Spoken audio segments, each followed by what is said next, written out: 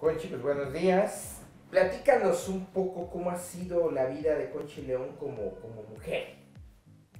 Pues bueno, mi mamá siempre cuenta la anécdota que ella me dio a luz en la casa donde vivimos y que la comadrona, como yo nazco boca abajo, la comadrona gritó, es varón. Y como era la cuarta ya y no habían varones en la familia, mi papá se emocionó mucho y corrió a donde había yo nacido, me abrazó y al darme vuelta pues ve que no era varón y entonces me vuelve a dejar ahí aventada y se acuesta en la cama muy enojada. Y la comadrona le dice, pues no la quieres, regálamela, es que ya tengo 4 niñas, pues regálamela, yo la quiero. Y entonces mi mamá dice que se repuso porque acababa de parir, le dijo, no, mi hija no es un perro para regalar. Y me abrazó y siempre me decía, de saber que me ibas a salir así, te hubiera yo regalado con la comadrona. Entonces creo que siempre fui como un poco rebelde y siempre quise hacer las cosas a mi manera, inclusive nacer, ¿no? Y bueno, la verdad es que soy una mujer muy feliz de ser mujer, soy muy consciente de mi femineidad, quizá porque crecí rodeada de mujeres, mi abuela, mis tías, mi mamá, mis hermanas, y me gusta mucho haber nacido mujer y además construir a favor de la feminidad.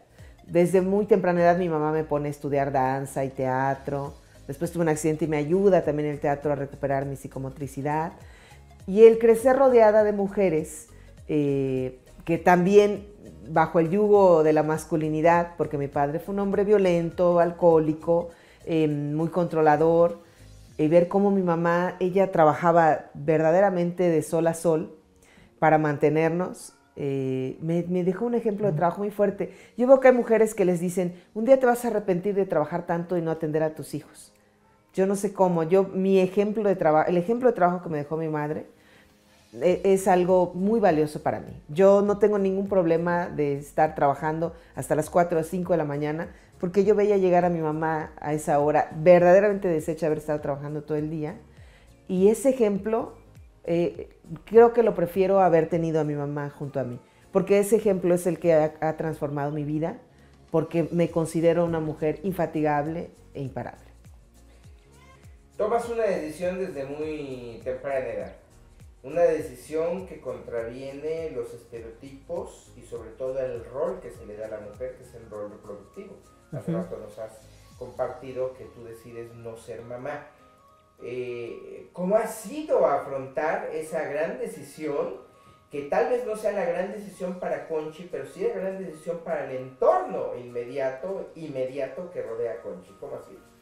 Eso no ha sido fácil, fíjate, porque muchas mujeres siempre me decían, el reloj biológico está pasando, después vas a querer y no vas a poder, búscate cualquier tipo, total que va a ser tuyo el bebé, todo el tiempo, o no puedes, ya entonces de tanto decirme ya era como con pena, o no te puedes embarazar, quieres que te llevemos a algún doctor, quieres que, a ver, yo conozco un doctor buenísimo, entonces entender que no, me tuve que inventar respuestas un poco agresivas, porque me parece muy agresivo que alguien se acerque y te pregunte por qué no tienes hijos, al grado incluso de preguntarte con penita si no puedes. Entonces yo les decía, bueno, yo no te pregunto tú por qué tienes 3 hijos, ¿por qué tú me preguntas por qué yo no tengo? Mi útero no se mete contigo, tú no te metas con mi útero, ¿no? Y entonces, afortunadamente dejaron de venir esas preguntas. Y también algunas torpezas masculinas de, oye, me dijeron que no tienes hijos, ¿no te gustaría que yo te haga uno? No, muchas gracias, no, o sea, además yo tengo puros varones, entonces garantizado que es varón. No entiendo por qué crees que voy a decidir siempre si tener un hijo porque sea varón, ¿no? Entonces, bueno, eso sí ha sido más complicado, pero yo lo tuve muy claro desde el principio. Entonces, nunca me ha movido el piso que alguien me esté cuestionando todo el tiempo. Afortunadamente, creo que esa idea del reloj biológico ya no les importa tanto y ya me lo han dejado de preguntar. Curiosamente, eran más incisivas las mujeres. Y la violencia hacia las mujeres, que de hecho da pie en un encuentro que tú tienes casual con una, ¿cómo le llaman ustedes? Marchante, bueno, o sea, una vendedora, por unos rivales, ¿no? Platícanos un poco cuál ha sido tu historia sobre la violencia contra las mujeres o hacia las mujeres, tanto en lo local como lo que has percibido a nivel internacional. Bueno, como bien dices, sí, yo parto de que en mi familia se vivió violencia intrafamiliar severa. Y después ver que mis hermanas repetían esa violencia, esas parejas con violencia, bueno. Después saber que la violencia tiene muchos rostros, no solamente es la violencia física, sino la sexual, la psicológica. Después repetir yo ese patrón con mis parejas, a pesar de ser una mujer muy aguerrida y muy fuerte, y descubrir que es un chip, que es un círculo vicioso, poder consolarme con esta idea de que hay mujeres que hay que hacerles como el payaso sorpresa de la caja, que hay que hundirlas hasta el fondo para que salten. Entonces yo, cuando toqué ese fondo, dije, ahorita no me queda más que irme para arriba, ¿no? Y eso es lo que hice en los últimos años después de haber sufrido esa violencia. Eso es en el núcleo familiar o en el entorno que me rodeaba. Después, cuando yo empiezo a entrevistar mujeres, particularmente mujeres mestizas, ver que cómo esa violencia se vivía desde una naturalidad, es decir, pues que mi esposo me pega como si fuera alto, o fuera chaparro, o trajera la cena, pues me volvió a remover ese fantasma de la violencia que estaba en mí. Irme a albergues de mujeres que están escondidas de los maridos porque si las encuentran las matan, y conversar con ellas y descubrir su historia y descubrir cómo se repite con sus hijas o cómo ellas están aniquiladas completamente al grado de decir, yo sé que Dios me puso este aprendizaje, en estos 20 años aprendí que ningún hombre me tiene por qué golpear, y enojarme y decirle, 20 años, si la primaria se hace en 6, ¿usted por qué necesitó 20 para entender que nadie tiene por qué golpearle? Y con eso lastimarla también emocionalmente, ¿no?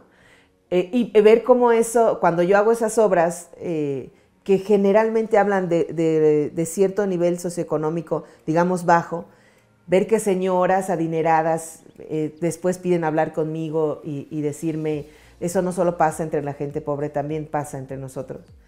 Sobre todo en Yucatán, que la distancia económica es muy marcada, o decirme, mira, yo traje a mi prima porque ella ha vivido esto todo el tiempo. Y entonces le dije, vas a llorar, pero vas a ver que no solo a ti te pegan, ya deja de tener vergüenza. Y entonces así me iban trayendo gente o señoras que me han buscado para decirme, yo quiero platicarte mi historia y me gustaría que puedas hacer una obra o un libro. Entonces descubrir que está en todos los estratos socioeconómicos, después platicarlo en corto con otras colegas que, como te digo, somos mujeres que sin duda hemos transformado ciertos panoramas, pero que también hemos vivido eso y que no lo vamos a aceptar mucho porque somos las diferentes, ¿no? Pero creo que debemos aceptarlos porque nadie está exento de eso. Y decir, en algún momento me di cuenta, ¿no? Entonces sí creo que lamentablemente la figura de la violencia nos educan para aceptar eso, ¿no? Me hablabas tú de la masculinización de la mujer. Yo en algún momento yo entré a ese juego, ¿no? Pero esa no soy yo, porque a mí me gusta mucho mi feminidad. Y entonces en algún momento dije, pues esto de decirle inclusive a un hombre, mira, vamos a hablar de hombre a hombre, y que les causara mucha gracia y que entonces sí dijeran, bueno, vamos a platicar. Pero en algún momento dije, pues no puedo hablar de hombre a hombre, la verdad es que soy una mujer, hablemos de hombre a mujer, ¿no? Y eso también es violento, tener que asumir un rol que no eres para que te hagan caso y para que te escuchen, y para que incluso te tengan miedo. No, porque si no la escuchamos ahorita se va a poner peor que nosotros, ¿no?